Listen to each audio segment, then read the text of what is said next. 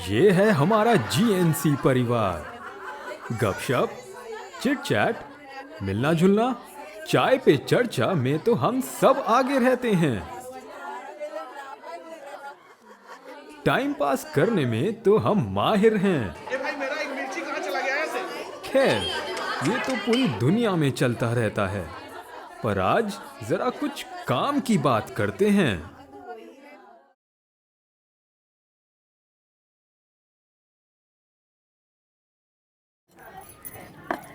अरे रिया, हाँ दीदी बोलो। मैं सोच रही थी एक औरत का माँ बनना कितना मुश्किल काम है। उससे भी मुश्किल काम तो बच्चों को पालना होता है। सही कह रही हो दीदी। बच्चे को बड़ा करो, उन्हें पढ़ाओ लिखाओ, बहुत सारी जिम्मेदारियां होती हैं। अरे सबसे ज़्यादा मुश्किल तो एक अकेली औरत के लिए बच्चे पैदा करना और उससे भी ज़्यादा उसके पालन पोषण में होता है। अरे दीदी, कैसा हो सकता है कि एक अकेली लड़की एक बच्चे को जन्म दे सकती है? सही कह रही हो दीदी, ऐसा तो हो ही नहीं सकता। अरे एक बार ऐसा ही लगभग 2000 साल पहले हुआ था, क्या तुम्हें याद नहीं? तो रिया, क्यों ना ये कहानी हम सबको बताएं। आज से लगभग 2000 साल पहले जिब्राइल स्वर्गदूत एक कुंवारी मरियम के पास भेजा गया। मरियम जिसकी मंगनी यूसुफ नाम व्यक्ति के साथ हुई थी। यूसुफ दाऊद के घराने से था। स्वर्गदूत ने मरियम से कहा, आनंद और जय तेरी हो, जिस पर प्रभु का अनुग्रह हुआ है, प्रभु तेरे साथ है। मरियम इन शब्दों को सुनकर घबरा गई और सोचने लगी ये किस प्रकार का अभिवादन है। स्वर्गदूत ने मरियम से कहा, हे मरियम, तो भयभीत ना हो, क्योंकि परमेश्वर का अनुग्रह तुझ पर हुआ है। देख, तू गर्भवती होगी और तेरे एक पुत्र उत्पन्न होगा। तो उसका नाम यीशु रखना। वह महान होगा और परम प्रधान का पुत्र कहलाएगा।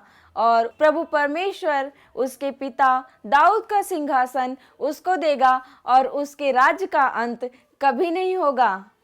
मरियम ने स्वर्गदूत से कहा कि यह कैसे होगा, मैं तो किसी पुरुष को जानती ही नहीं।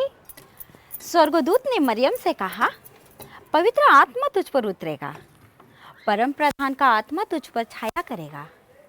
इसलिए वह जो उत्पन्न होने वाला है वह परमेश्वर का पुत्र कहलाएगा।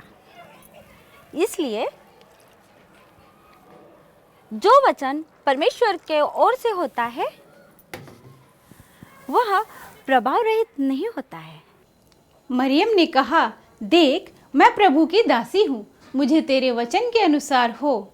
तब स्वर्गदूत वहाँ से चला गया। यीशु मसीह का जन्म इस प्रकार हुआ, जब उसकी माता की मंगनी यूसुफ के साथ हुई तो उनके इकट्ठा होने से पहले ही वह पवित्र आत्मा की ओर से गर्भवती पाई गई। यूसुफ जो एक धर्मी व्यक्ति था, वह उसे बदनाम करना नहीं चाहता था। उसने चुपके से मरियम को त्याग देने के बारे में विचार किया।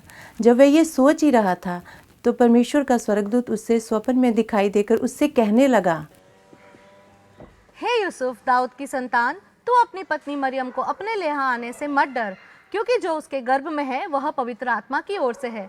वह एक पुत्र जनेगी और तू उसका नाम यीशु रखना। वह अपने लोगों का उनके पापों से उद्धार करेगा। तब यूसुफ नींद से जागकर स्वर्गदूत के आज्ञा के अनुसार अपनी पत्नी को अपने यहाँ ले आया।